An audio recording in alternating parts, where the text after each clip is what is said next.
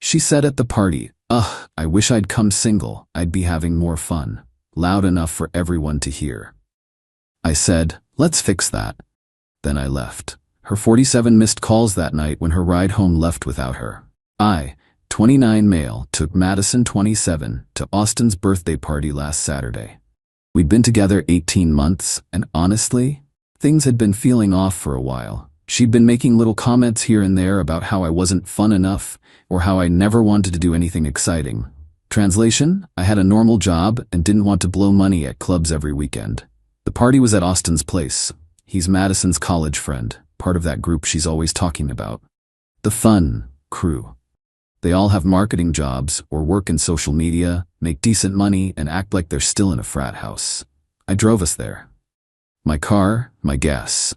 Standard arrangement since Madison's lease ended, and she didn't see the point in getting another car when I could drive us everywhere. Should have been a red flag, but I'm getting ahead of myself. Party was exactly what I expected.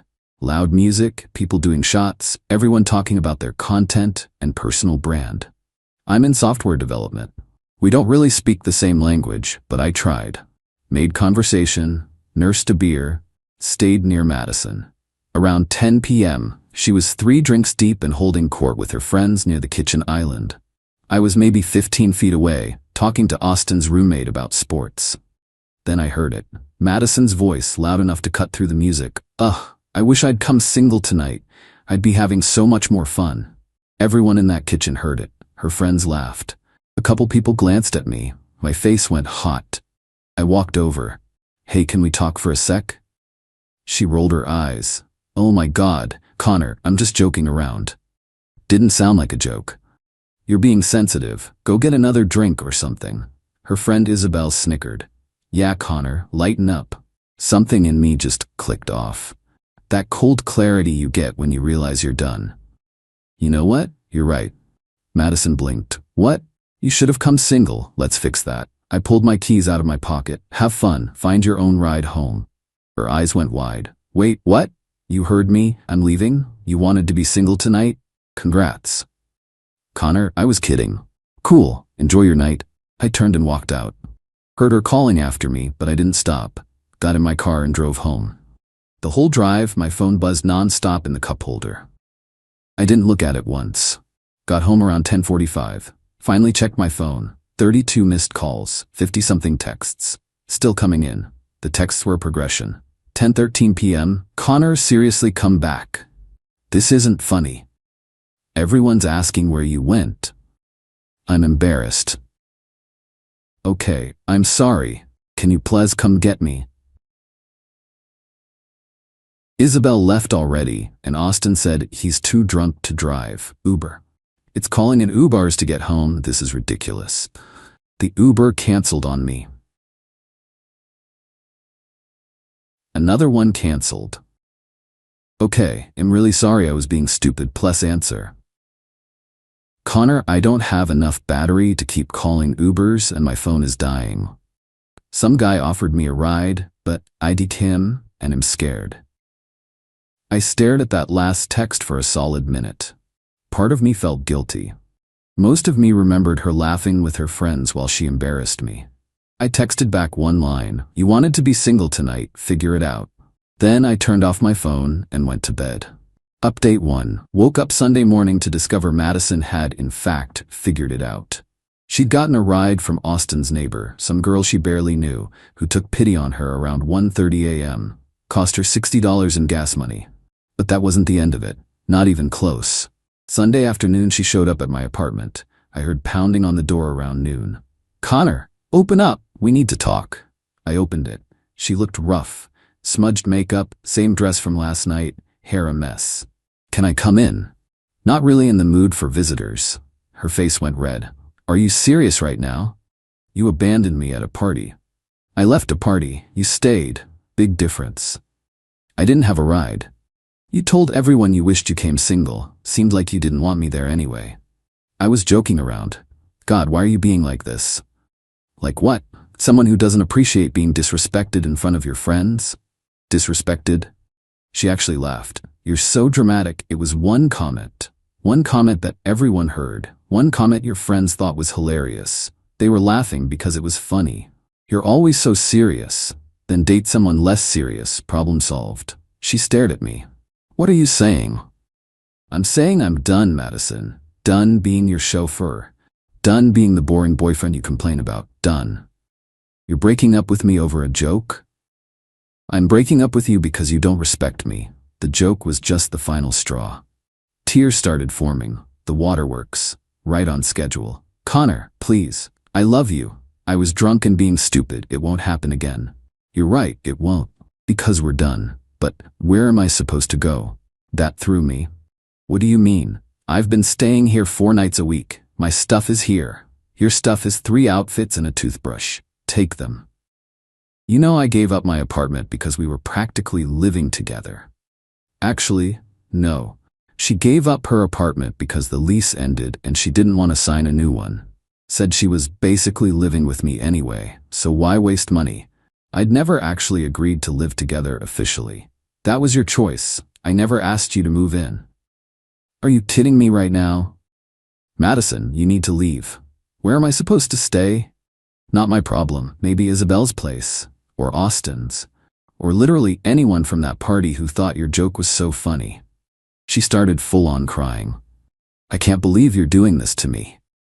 I didn't do anything. You made your choice at that party. I'm making mine now. You're an asshole. Maybe. But I'm an asshole who's not wasting any more time on someone who doesn't respect him. She grabbed her stuff, which really was just some clothes and toiletries, and stormed out. Slammed the door hard enough to rattle the frame. Felt weird after she left. Not sad, exactly. More like relieved. Then Monday morning, the real fun started. Got a text from her friend Isabel. You know Madison cried all night because of you, right? You're a jerk. Blocked. Got a call from Austin. Answered out of curiosity. Dude, what the hell? Madison's devastated. She'll get over it. Over a joke? You're really ending things over that? Did you hear what she said? Yeah, it was funny. You're being uptight. Cool, thanks for your input. Hung up. Then came the Instagram post. Hudson posted a long story about toxic relationships and emotionally abusive men who abandon you for one mistake. Tagged it with about 50 mental health hashtags. Didn't respond. Didn't even look at it more than once, but apparently it got attention. Started getting DMs from people we knew. Some supportive, some asking what happened, some straight up calling me names. The best one came from Madison's sister, Peyton. She called Tuesday evening. You left my sister stranded at a party? In the middle of the night? I left at 10 p.m. She stayed, at a party with dozens of people she knew, hardly stranded. She had to get a ride from a stranger. She had to get a ride from someone at the party, after her friends all left. That's called consequences. For what? Making a joke? For publicly humiliating me, and then acting like I should just take it. You're unbelievable. She gave up her apartment for you. She gave up her apartment because she didn't want to pay rent. I never asked her to move in. She's been staying with me since Sunday, and she's a mess. You need to apologize. I'm good, thanks. You're heartless. I'm someone who finally stopped letting your sister treat me like convenience. There's a difference. She hung up on me. Wednesday, things escalated. Madison texted from a new number. We need to talk about getting my stuff back. You took your stuff Sunday. No, my actual stuff. The clothes at your place, my hair straightener, my laptop charger, the groceries I bought. I went and looked. She'd left maybe 2 more outfits, a hair straightener, and yeah, a laptop charger. The groceries she bought were a carton of almond milk and some yogurt cups, maybe $8 worth of stuff. You can pick it up Saturday, between 2 to 4 p.m. Let me know when you're coming. Can't you just drop it off at Peyton's? Nope. Why are you being like this? I'm not your delivery service. You want your stuff? Come get it. I'm not coming there alone. Bring Peyton, or Isabel, or Austin. Don't care. Saturday came. She showed up at 2:30 with Peyton and another friend I didn't know. I had everything in a box by the door. Opened the door, handed Peyton the box. Everything's there. Madison tried to look past me into the apartment. Can I just? No. Everything you left is in the box. What about the $200 I gave you for utilities last month? I blinked. You never gave me $200 for utilities. Yes, I did. In cash. Madison, you never once paid utilities or rent or anything. Peyton jumped in. She said she was contributing. Then she lied. Check your bank statements. Find the withdrawal. I'll wait. Madison's face went red. I can't believe you're being this petty over money. I'm not being petty. I'm being accurate. You never paid utilities. You never paid rent. You stayed here for free while complaining I wasn't fun enough. Because I was your girlfriend. You're supposed to take care of me. And there it was. The entitlement, fully on display. We're done here. I closed the door. Heard them talking outside for a few minutes. Lots of angry muttering. Then they left. Update 2. The week after the stuff pickup, Madison went scorched earth. First, she and her friends started leaving reviews on my company's public pages. Nothing directly about me, but stuff like, this company hires people with no integrity and would never work with a business that employs someone who abandons women at parties.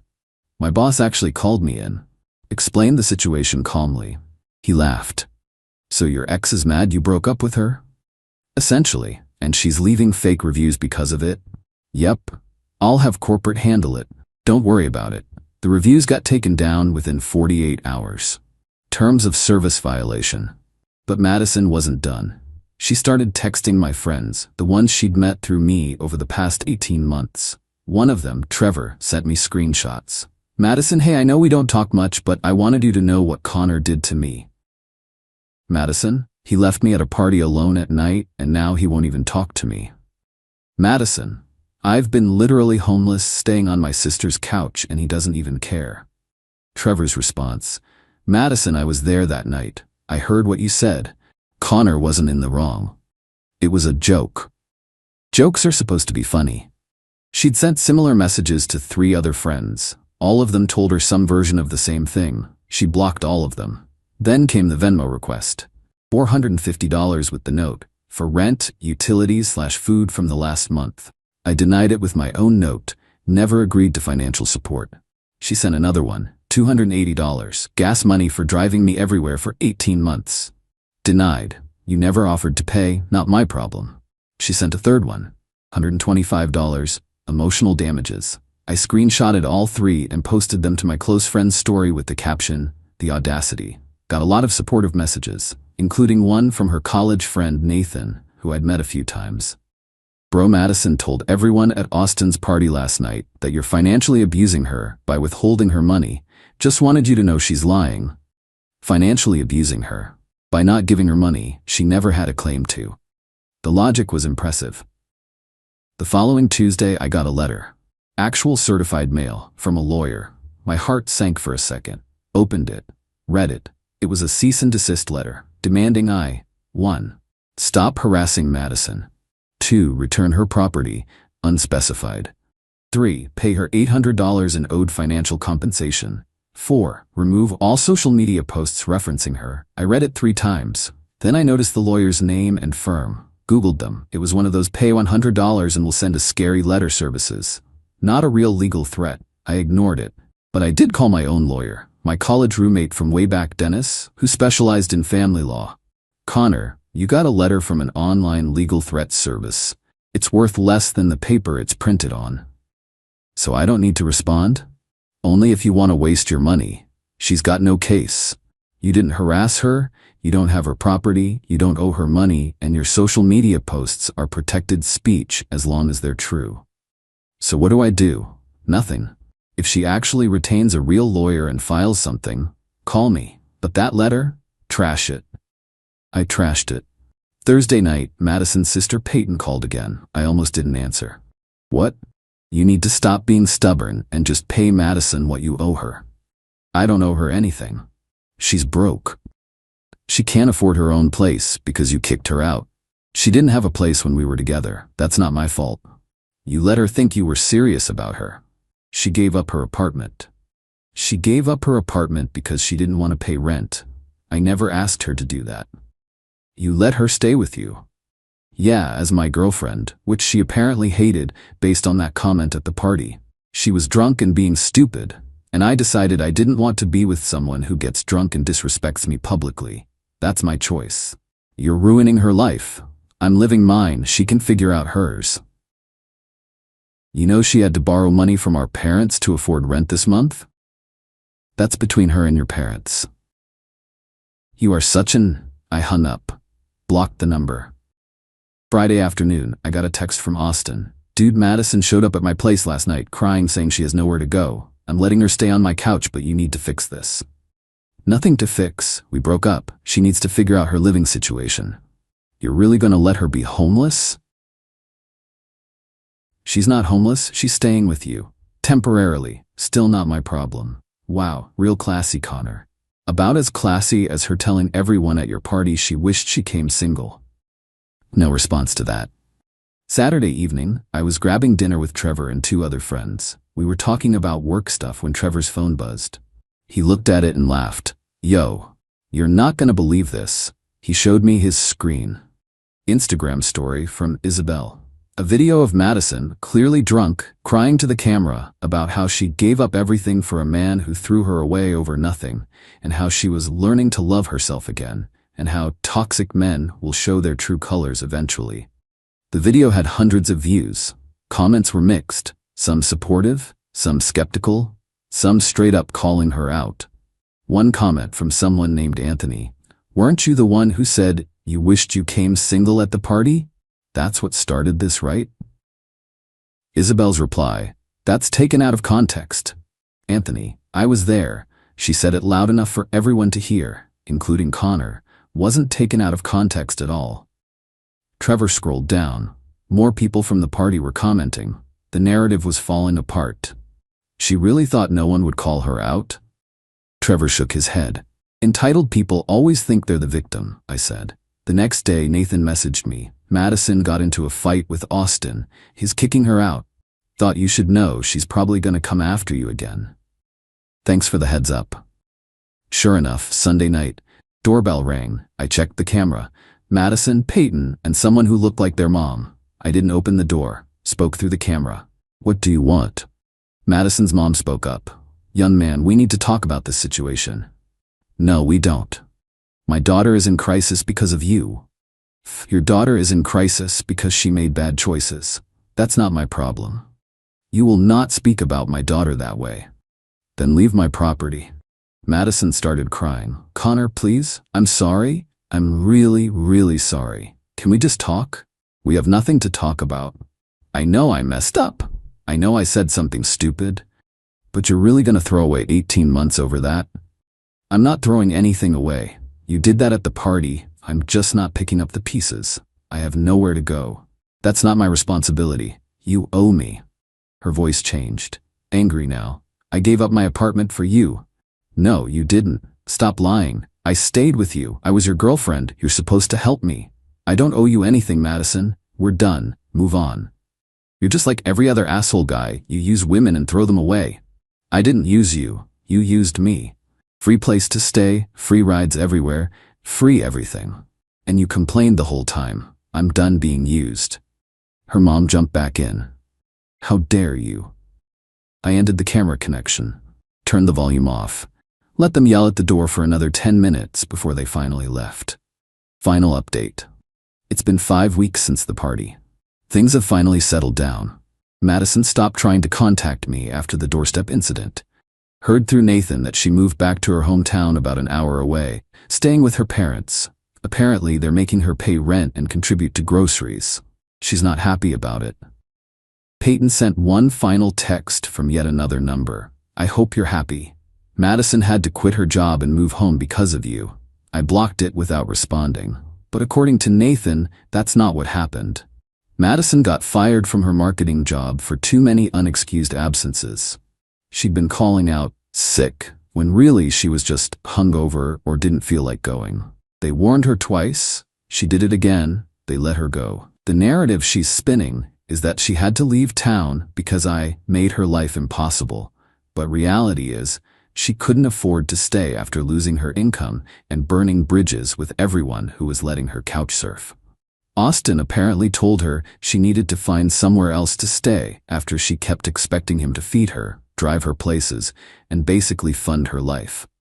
When he asked her to chip in for groceries, she called him cheap. He kicked her out the next day. Isabel distanced herself after Madison borrowed $300 for rent and then posted Instagram stories of herself at brunch and getting her nails done. Isabel asked for her money back. Madison said she'd pay her eventually. Isabel blocked her. The friend group basically dissolved over it. Half of them sided with Madison initially, but changed their minds when they saw the entitlement firsthand.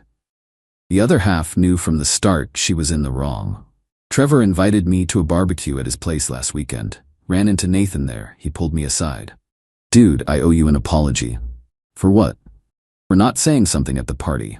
I heard what Madison said. Saw your face. I should have backed you up. Not your fight." "Yeah, but still, we all knew she was treating you like her personal chauffeur and ATM. None of us said anything because, I don't know, we figured it was your relationship. But watching how she's acted since you left, man, you dodged a bullet. Appreciate that.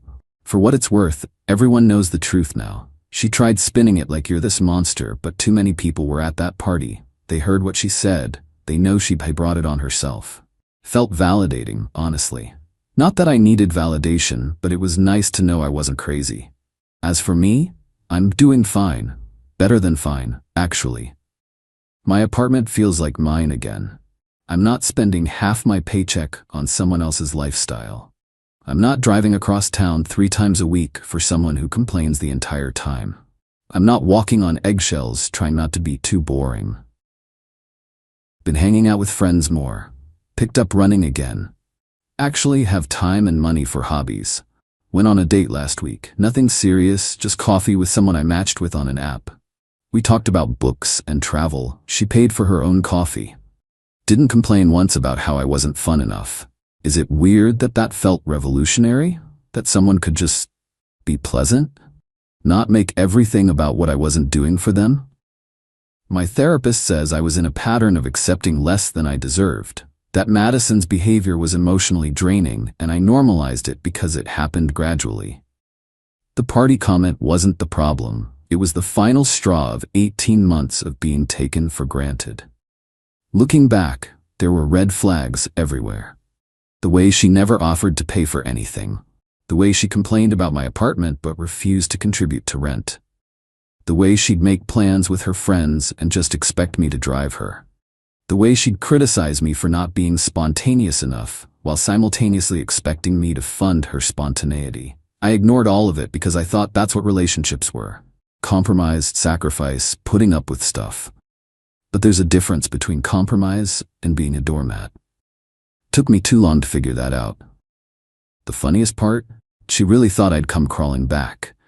That the threat of losing her would scare me into apologizing and taking her back. That I'd be so desperate to not be alone that I'd accept being disrespected. Instead, I'm here.